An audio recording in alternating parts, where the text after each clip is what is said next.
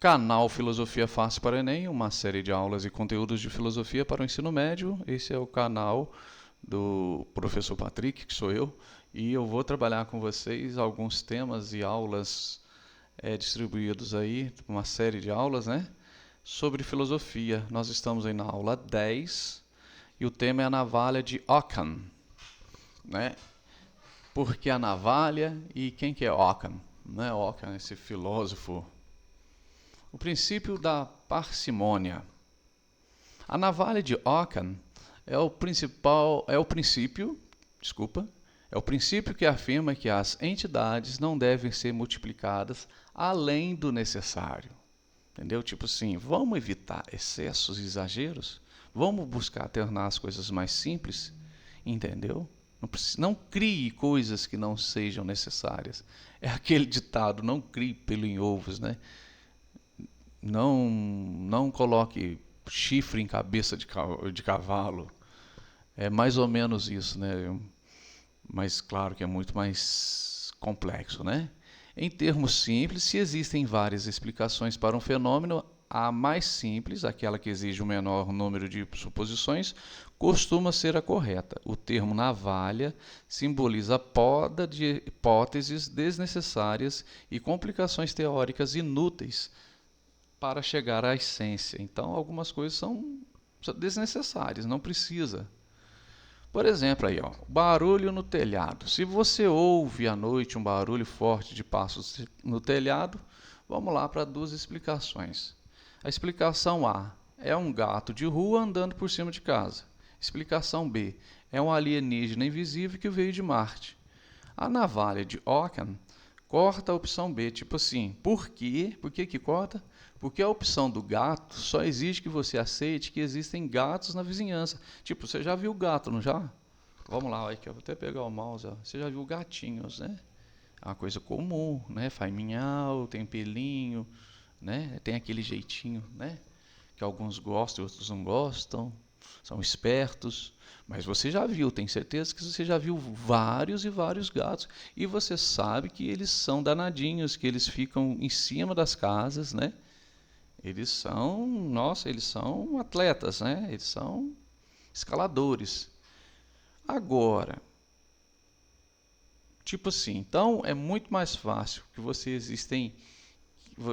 aceite que existem gatos, né, do que alienígena. A do alienígena exige que você aceite a existência de vida extraterrestre e que esse raríssimo fato, né, esse fato raríssimo está no telhado da sua casa. O ET, né, que é tão raro que ninguém ainda provou, mesmo de Varginha, de outros lugares, provar assim por A mais B, provas concretas, ninguém ainda provou. Ainda está na teoria. Então, você achar que um ET está andando em cima da sua casa, então a navalha de Ockham, ele vai falar, opa, isso aí, nem pensar nessa segunda hipótese. Então, provavelmente, é um gato que está andando em cima do telhado. O nominalismo de Ockham. O Guilherme de Ockham foi um defensor radical do nominalismo, negando a existência real dos universais. O que são isso? Conceitos gerais como humanidade, né? Tipo assim, são conceitos gerais. Para ele, apenas indivíduos particulares existem no mundo. Conceitos universais são apenas nomes ou etiquetas mentais criadas pela linguagem. Esse posicionamento simplificou a ontologia, removendo camadas de abstração que a filosofia medieval herdara de Platão. Para os realistas, como Platão, existe uma entidade abstrata chamada maçã, universal. Uma entidade abstrata, né? Em um plano superior. E essas três frutas na mesa são apenas cópias imperfeitas desse conceito ideal. Existe um conceito ideal de Platão sobre alguma coisa, entendeu? E aquelas frutas que você está vendo é somente uma cópia imperfeita daquele ideal de maçã. Para o Ockham, nominalismo, não existe a maçã, existem apenas a fruta, Não existe aquela maçã, entendeu? Aquele lado especial que o Platão apresenta. Ele vai falar assim, existe somente a maçã, existe apenas aquela fruta, aquela outra e aquela terceira. O nome maçã é apenas uma etiqueta mental que nós humanos criamos para facilitar a conversa. Outro exemplo, muitas vezes falamos, a humanidade é cruel ou a humanidade busca a paz. O olhar de Ockham, ele vai dizer o seguinte, a humanidade não existe na rua. Se você sair agora, você encontrará o João, a Maria e o Pedro. Você encontra a humanidade? Você entendeu? Tipo assim, a humanidade. Você conversa com a humanidade. Quando você pega um táxi, é a humanidade que está levando você? Entendeu? Não, é aquele taxista. Você compra um pastel de um vendedor. Você está comprando um pastel de uma humanidade? Não, você está comprando de uma pessoa ali. Que pode ser o João, pode ser a Maria, pode ser o Zezinho. Ok? Não há humanidade na rua caminhando, segundo o Ockham. Mas há o Chico Buarque, né? O cantor, compositor, escritor brasileiro, né? Eu gosto dessa foto dele aqui. Mas você, provavelmente, às vezes, ou um dia, se você estiver caminhando para alguma cidade, lá no Rio de Janeiro, onde ele adora fazer caminhada, você pode encontrar o Chico Buarque fazendo caminhada. Mas agora, você encontrar a humanidade fazendo caminhada na rua é difícil. Entendeu? É bem difícil você também falar assim, as hipóteses de você encontrar o Chico Buarque é difícil, mas muito mais difícil é encontrar a humanidade inteira fazendo caminhada. Entendeu? Segundo Ockham. A separação entre fé e razão. Ao explicar sua navalha, Ockham argumentou que a existência de Deus ou os dogmas religiosos não podem ser provados pela lógica aristotélica. Então, Aristóteles não prova isso. Ele vai falar o seguinte, ele defendia que a fé e a razão pertencem às esferas distintas. A razão serve para entender o mundo empírico, enquanto a fé lida com a revelação. Essa distinção, essa diferença, foi fundamental para o fim da escolástica, né, que é uma escola filosófica voltada e teológica, né, da igreja, né, na época medieval, e para a autonomia futura da ciência experimental. Fé e razão, né? A navalha de Ockham na investigação científica.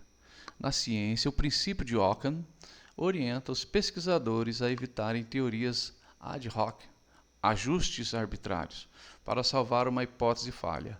Se o modelo simples explica os dados tão bem quanto o modelo extremamente complexo, o cientista deve preferir o mais simples por ser mais fácil de testar. Isso não significa que a verdade seja sempre simples, mas que a simplicidade é a melhor estratégia de busca. Interessante, né? Então, o simples talvez não seja a verdade, mas ele é um caminho, entendeu? Ele é tipo assim, simplificar pode ser um ótimo caminho, sim. Observação, problema, hipótese, experimentos, resultados, conclusões. Então, né, nesse modelo aí, buscar, se você pode simplificar, por que você vai complicar? Esse é um dos princípios da navalha de Ockham, é isso. Se está simples, para que complicar? Ockham e o empirismo primitivo. Ockham valorizava a intuição sensível, que é o conhecimento direto de objetos individuais, sobre as construções teóricas puramente intelectuais. Ele acreditava que o conhecimento deve se basear naquilo que pode ser observado ou experimentado diretamente no mundo físico. Essa ênfase na experiência individual e direta preparou o terreno para o empirismo britânico de Locke e Hume séculos depois. O empirismo Locke, Hume. Aplicação na lógica e matemática.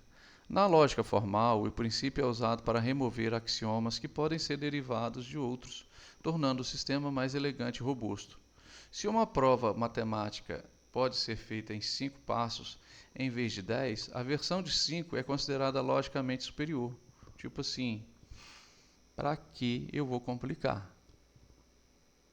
Entendeu? Se pode ser mais simples. A busca pela elegância e concisão nas demonstrações é uma aplicação direta da navalha de Guilherme Ockham. Vamos lá. Navalha de Ockham nas equações, sistemas. Considere resolver um sistema de equações. Por exemplo, A1. X mais y igual a 10. 2. 2x mais 2y é igual a 20. Você vai falar, pela navalha de Ockham, a segunda opção é descartável. Por quê? Ela traz não informação nova, não é uma coisa nova. É apenas a primeira multiplicada por 2. Entendeu? Então, quando aqui você olha aqui somente uma multiplicação.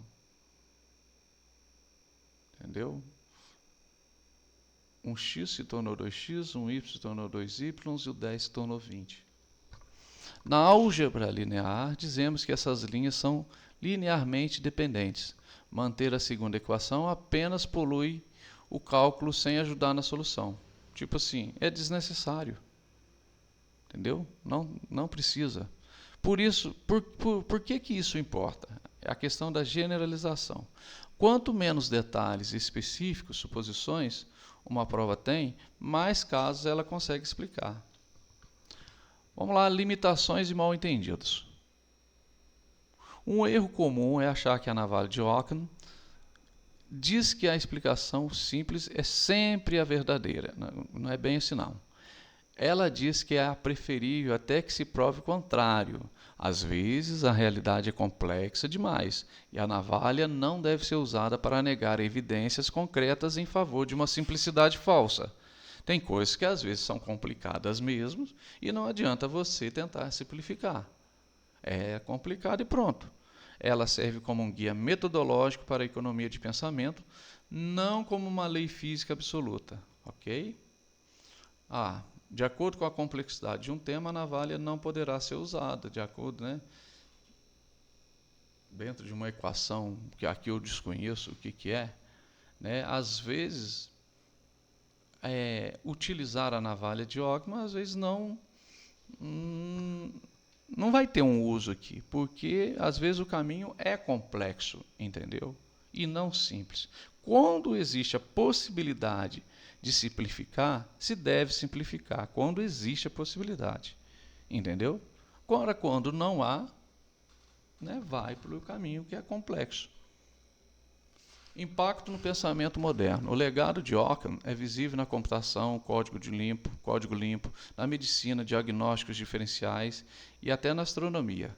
Sua audácia ao questionar a metafísica pesada da Idade Média abriu as portas para o individualismo e para o rigor analítico. Guilherme de Ockham transformou a filosofia em uma ferramenta de precisão, cortando o excesso de especulação para focar nos fatos. Então, esse legado aí de Ockham é visível em várias áreas e ele usou a filosofia como um pensamento e ferramenta de precisão. O impacto no pensamento moderno, o legado de Guilherme de Ockham, cortando o excesso de especulação para focar nos fatos. Seja isso lá dentro da ciência, da astronomia, modelos simples, a explicação é melhor, entendeu? O diagnósticos diferenciados, tipo assim, por exemplo, a pessoa chega com febre no hospital. É bem provável, é muito mais provável que seja um resfriado, uma gripe, do que uma doença tropical que só se pega na Amazônia peruana. A pessoa às vezes nunca teve na Amazônia peruana. Entendeu? Então, você vai descartar essa segunda opção. Então, o mais provável é que seja o quê? Uma gripe. Entendeu? Vamos lá, uma pessoa chega com diarreia, ela está com problema, intestinal e está com um quadro de diarreia. Você vai ver, às vezes aquilo provavelmente é uma desidratação ou alguma coisa que a pessoa comeu e gerou aquilo.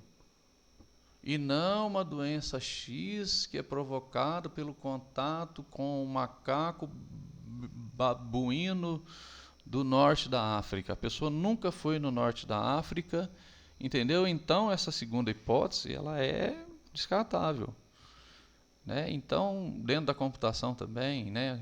Coisas sem excesso.